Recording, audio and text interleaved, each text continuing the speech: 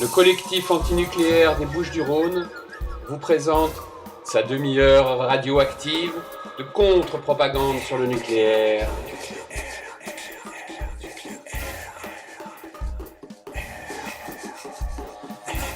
Bienvenue sur Radio Galère dans la demi-heure radioactive, émission animée en direct par le collectif antinucléaire des Bouches-du-Rhône les 2e et 4e mardis du mois à 14h15 et en rediffusion le jeudi de 12h à 12h30. Nous sommes un collectif d'hommes et de femmes indépendants de tout parti politique ou réseau institutionnalisé. Considérant que nous sommes tous et toutes des cobayes de l'industrie nucléaire et que nous sommes tous et toutes les victimes potentielles d'une prochaine catastrophe, nous pensons que nous n'avons d'autre choix que de nous informer et d'agir. C'est ce que nous nous efforçons de faire ici. Depuis bientôt 3 ans, très exactement le 11 mars 2011, la tragédie de Fukushima est en cours.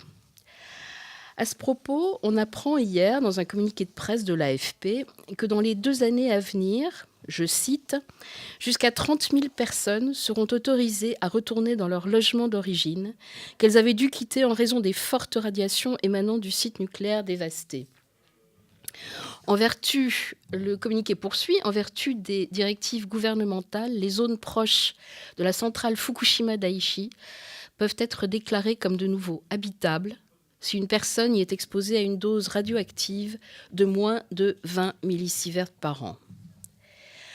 Alors 20 millisieverts par an, voilà donc la dose à laquelle pourront être soumis les femmes enceintes, donc les fœtus, les enfants. Ceci, bien entendu, sans tenir compte des contaminations internes. Il est bon de rappeler que 20 millisieverts par an, c'est la dose maximale pour un travailleur du nucléaire en France.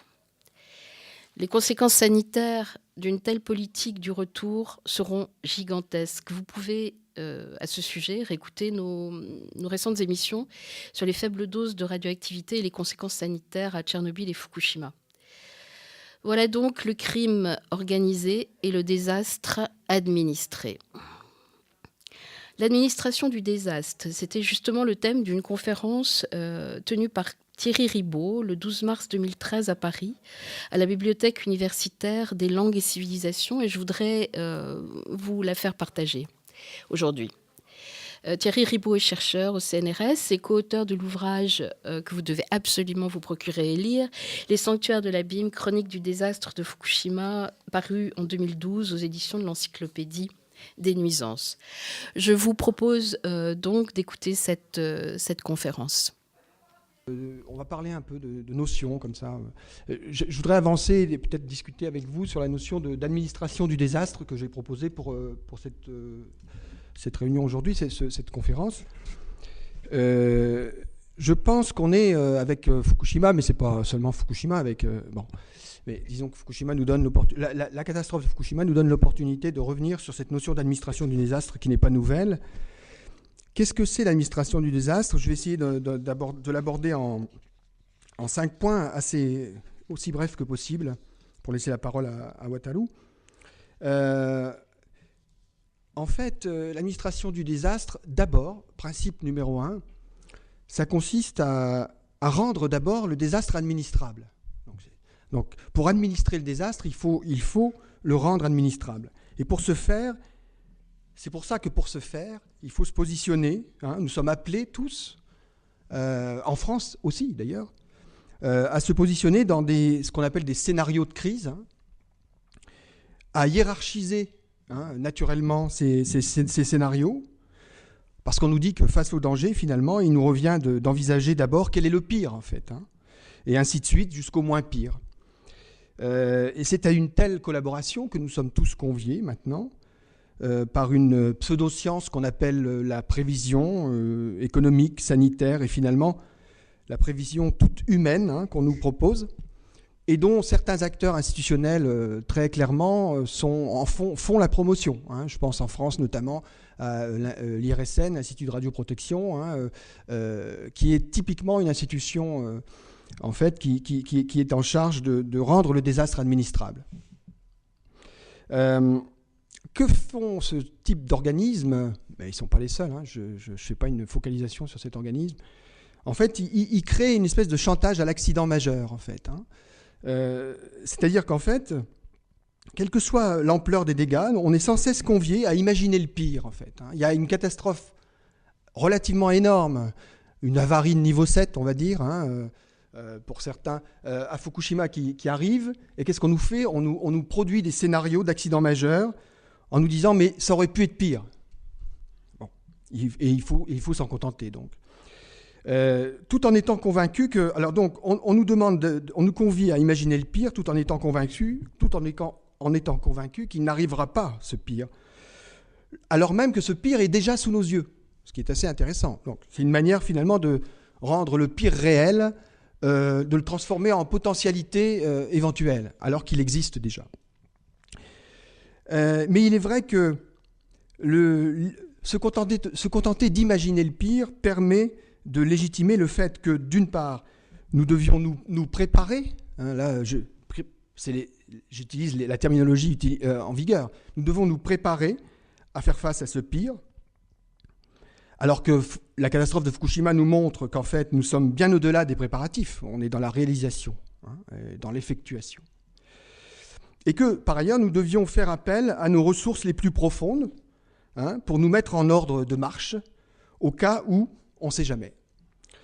Lorsque l'on évoque ainsi partout dans les leçons, ce qu'on appelle, je cite, les leçons de Fukushima, on a le sentiment, ou de Tchernobyl d'ailleurs, on a le sentiment que nous serions comme dans la préparation d'un examen à venir, hein, là où l'examen, en fait, il est déjà passé, hein, et même s'il dure encore d'ailleurs, et où en fait nous n'avons pas un examen, où en fait on n'a pas été reçu en réalité.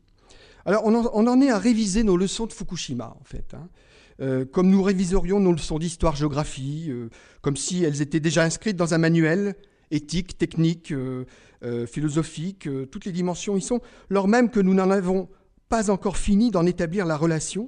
On n'a pas encore fini de parler, de dire tout ce qui s'est passé et tout ce qui se passe à Fukushima, mais c'est déjà de l'ordre du manuel, hein, d'histoire. Et donc, dans notre mémoire, on met déjà ça en arrière, alors qu'en fait, le désastre de Fukushima, eh bien, il est en train de se passer maintenant, vous le savez. À 10 millions de becquerels par heure qui partent comme ça dans l'atmosphère, sans parler de ce qui part dans l'océan. On nous demande donc de nous souvenir de quelque chose dont tout nous pousse à penser par ailleurs que ce quelque chose ne serait pas survenu, ou si peu. Hein.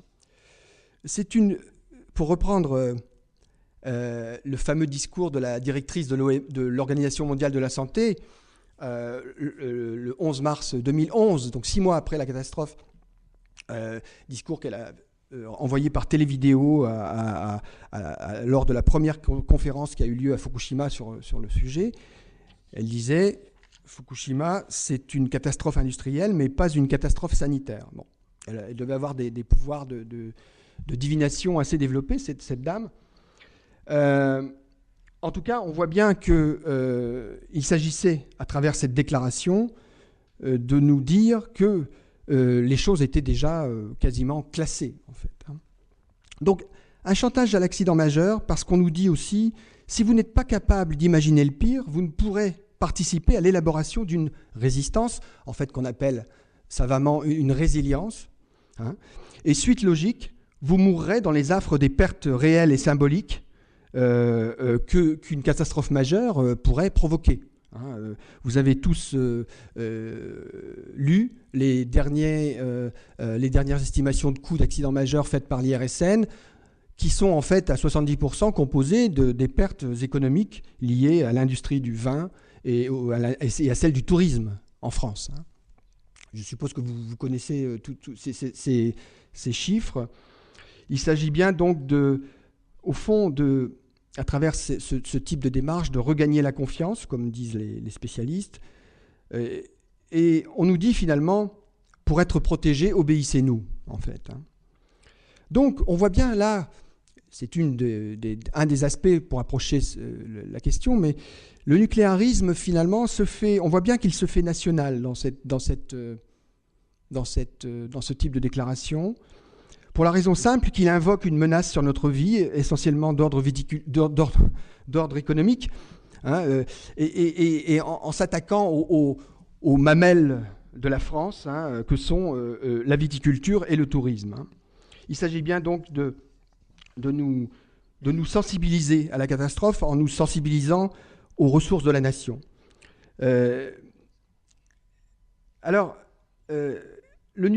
Moi j'appelle ça du national-nucléarisme, bon, notion à développer en finesse, je pourrais le faire tout à l'heure si vous le souhaitez, on peut revenir là-dessus, mais ce national-nucléarisme finalement invoque le fait que Fukushima serait une catastrophe aussi made in Japan, hein.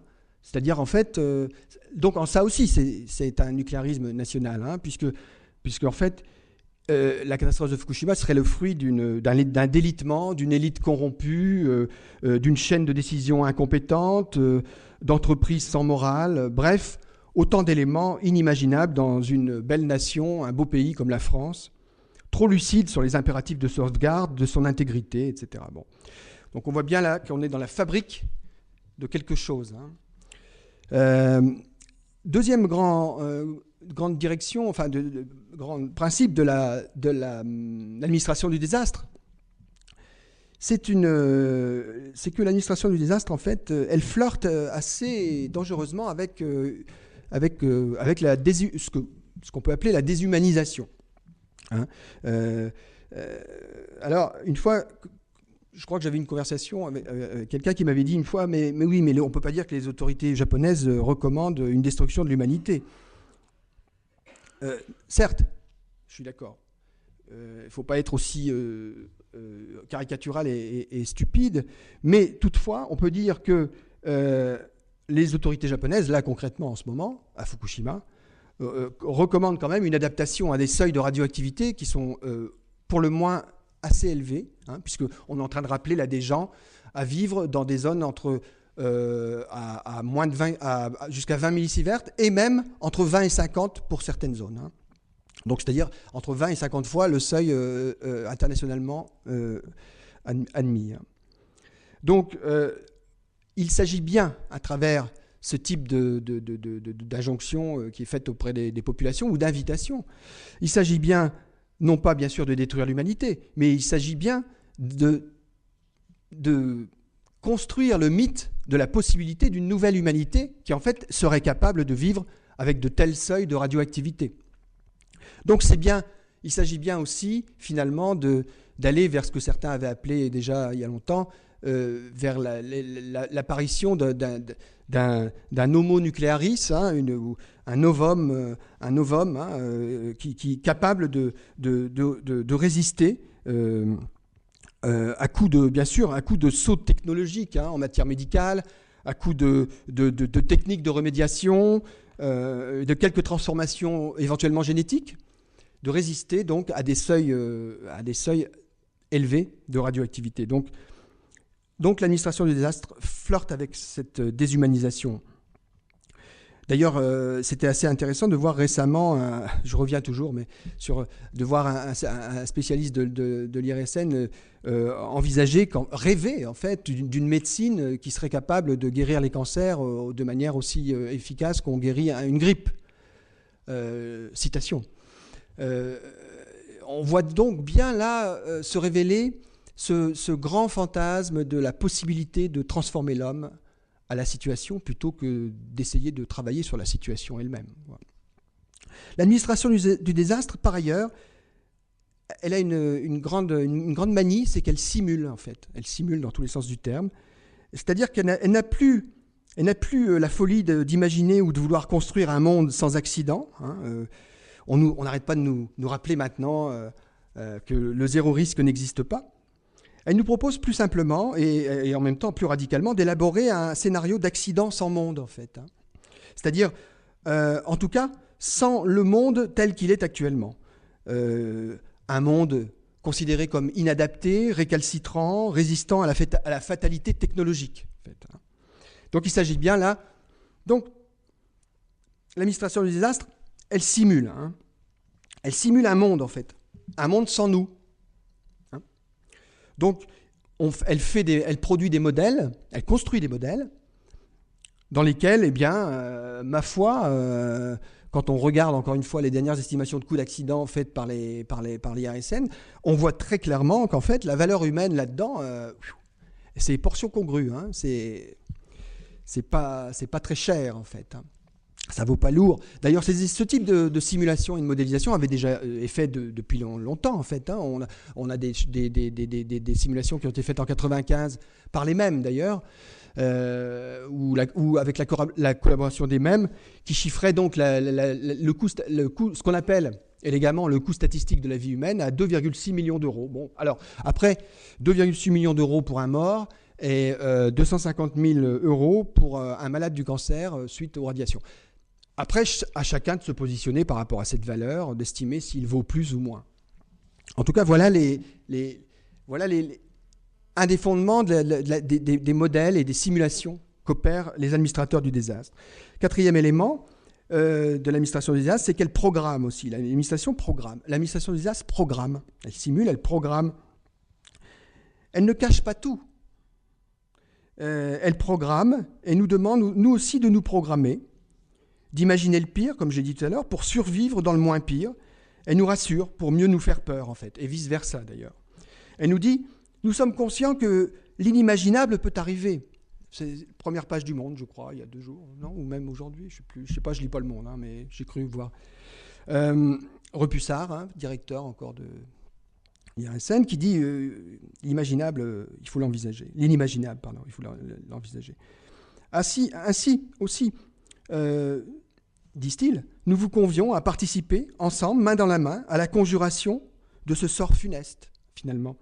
Vous devez faire confiance à notre capacité de nous guider vers l'avènement d'un monde non pas sans risque, mais où les risques que vous prendrez seront, par notre médiation, recevables. Et les crises qu'ils engendreront, ces risques, seront acceptables, comparés à ce qu'ils pourraient être entre les mains de gens irresponsables. Note de bas de page, ça signifie qu'en fait, les Japonais, eux, sont des gens irresponsables, puisque l'élite japonaise sont irresponsables, puisqu'ils n'ont pas su gagner la confiance de leur population, et surtout, ils n'ont pas su faire face à cet inimaginable.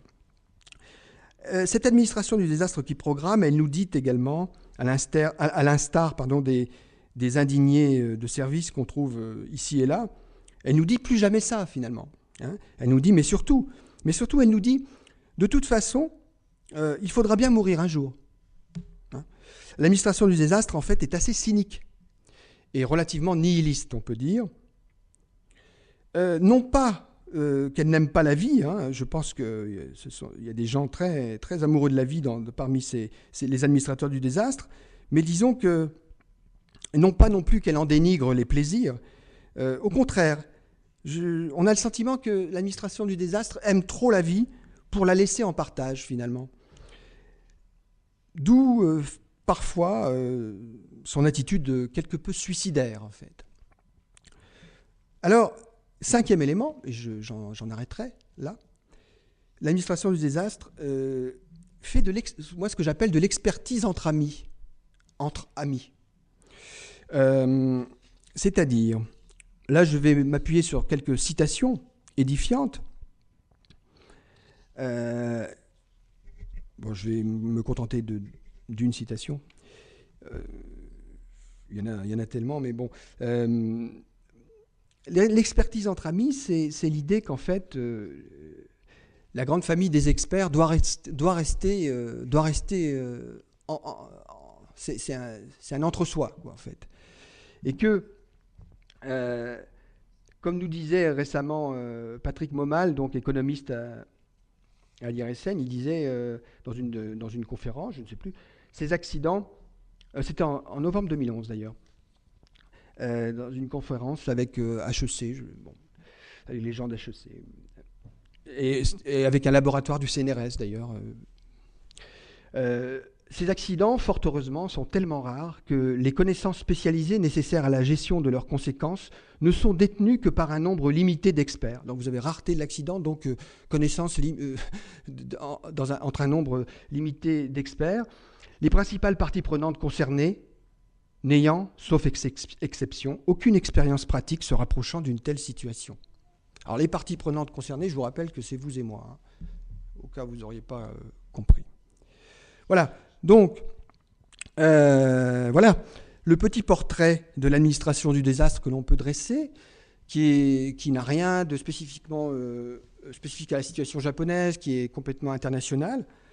Je voudrais, pour faire l'articulation avec la présentation que va nous proposer Wataru dans un instant, revenir sur un point aussi, c'est que quand l'administration des désastres nous parle de ses experts et de leur manière de la nécessité, en fait, de la nécessité pour pouvoir produire un savoir sérieux et fiable, de rester entre experts, en même temps, elle est toute heureuse de trouver, bien sûr, des gens qui, dans la société civile, comme on dit, vont en fait jouer le rôle de contre-experts. Oui, les experts aiment les contre-experts, finalement, en fait, contrairement à ce qu'on pourrait penser.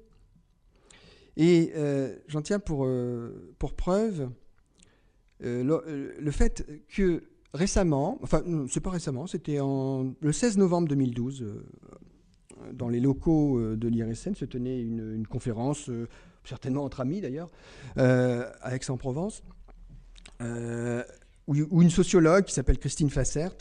Oui, j'aime bien citer les gens, moi, en fait. Hein. Je m'appelle Thierry Ribaud, j'ai pas de pseudo. Hein. Donc j'assume. Qui faisait une présentation intitulée « La gestion des risques après l'accident de Fukushima Daiichi, un point de vue sociologique ». Alors j'étais stupéfait. Pourquoi je me suis penché sur ce cas ? Parce qu'en fait, j'y étais pas, j'ai récupéré sa présentation. Dans la grande transparence maintenant d'Internet, on récupère des tas de choses. Et j'ai récupéré sa présentation et il se trouve qu'elle parlait de quelqu'un que je connais un petit peu, qui est là. C'est ce monsieur là-bas, qui s'appelle Wataru Iwata. Donc cette dame parlait de Wataru Iwata de manière éloquente, en exprimant combien il était valeureux d'avoir été le fondateur du réseau autonome de stations de mesure de la radioactivité, hein, dont il va vous parler après.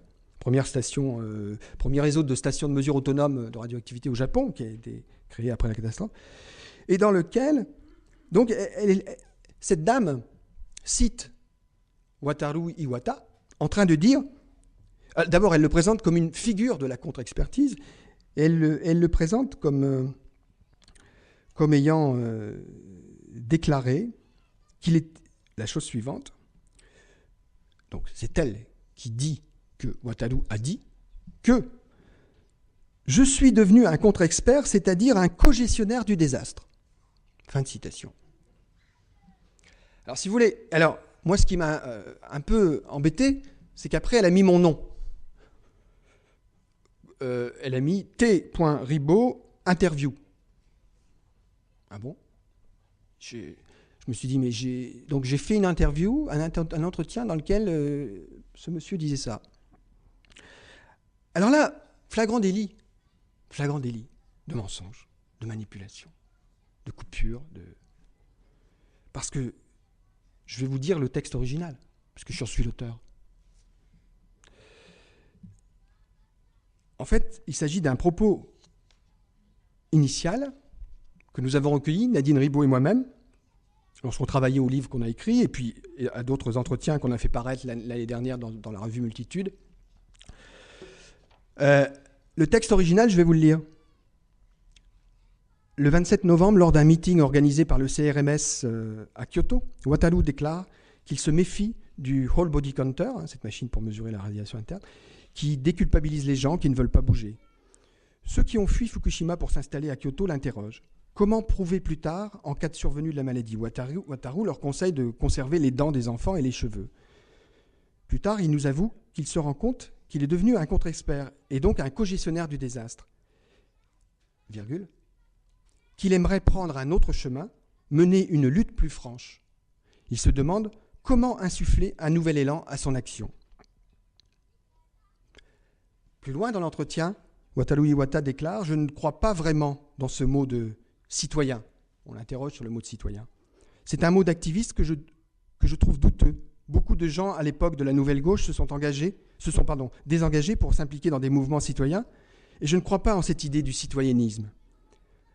Quand nous avons ouvert le CRMS, j'ai expliqué aux gens que je n'y croyais pas, mais que j'utilise tout de même ce mot qui renvoie pour moi aux généralistes, en fait, aux non-experts. Quand j'utilise ce mot de manière positive, c'est aux citoyens du monde que je pense, sans lien aucun avec la nation. Voilà l'entièreté de là d'où a été extrait la petite phrase arrangeante des gestionnaires du désastre.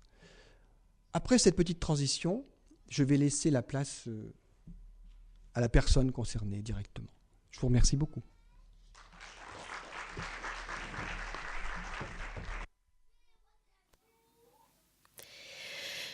Voilà, je crois que là, vraiment, tout est dit. C'est à réécouter. Vous pouvez retrouver cette conférence donc, de Thierry Ribaud sur le site www.bulac.fr et vous pourrez également y réécouter une conférence consacrée au mythe du nucléaire civil dans la presse japonaise depuis 1945 qui était fort intéressante. Alors pour terminer dans la ligne, la droite ligne de ce qui vient d'être dit, je voulais vous faire part de 2 articles que j'ai trouvés et qui illustrent parfaitement en 2014, c'est-à-dire 1 an après cette conférence de Thierry Ribaud, l'administration du désastre. Et je vais commencer par un article c'est de l'AFP, sur l'autorité de sûreté nucléaire. Thierry Ribaud disait que les experts aiment les contre-experts et qu'il était de bon ton de faire de l'expertise entre amis. Alors, il y a une donnée un petit peu nouvelle, c'est-à-dire que maintenant l'autorité de sûreté nucléaire, qui se dit une autorité indépendante de l'État, mais qui en fait ne l'est pas, souhaite, je cite, s'ouvrir plus largement à la société civile. Donc il y a 7 groupes permanents qui doivent continuer une politique d'ouverture. Ces experts qui feront partie de la société civile seront consultés à propos de sujets techniques et voilà. Eh bien, moi, j'ai envie de dire que si les experts aiment les contre-experts aiment les experts. Donc, je suis sûre que de nombreux antinucléaires qui se disent à la pointe de la technique de la chose nucléaire seront ravis de participer à cette stratégie d'ouverture. On verra. Et puis un deuxième article sur un entretien avec Jacques Repussard de l'Institut de radioprotection et de sûreté nucléaire, dont Thierry Ribaud parle fréquemment, qui est un de mes préférés aussi. Et je voudrais citer deux de ces... c'est un article dans le Nouvel Observateur de janvier 2014. L'article précédent de l'Autorité de sûreté nucléaire date du 14 janvier.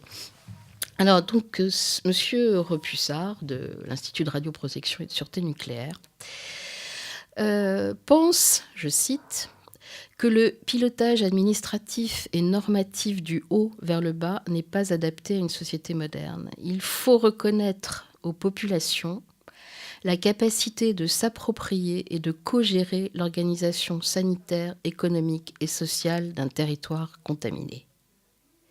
Si vous aviez encore des doutes sur l'appel à participation post-catastrophe, le voilà. Et puis, dans ce même article, il explique « Il est très probable que si un accident analogue à celui de Fukushima survenait en France, l'objectif reconquête s'imposerait de la même manière parce que nous sommes comme le Japon, un grand pays industriel et agricole, avec un territoire d'autant plus précieux qu'il est limité. Il s'agirait donc de décider aussi rapidement que possible les conditions pour un retour des populations évacuées lors d'un tel accident. Ce qui suppose de savoir si l'on applique le risque zéro, entre parenthèses qui n'en est pas un millisievert d'exposition par an, conforme au principe de précaution, ou une norme de sécurité reconnue, par exemple 20 millisieverts, reconnue par qui on se demande, qui peut cependant toujours être contestée. Bref, je Monsieur Repussard, je m'interroge aujourd'hui sur ce qui serait le moins mauvais compromis pour prévenir correctement les risques radiologiques, tout en évitant le coma économique et social. Moi, je ne sais pas vous, mais moi, ça me glace le sang.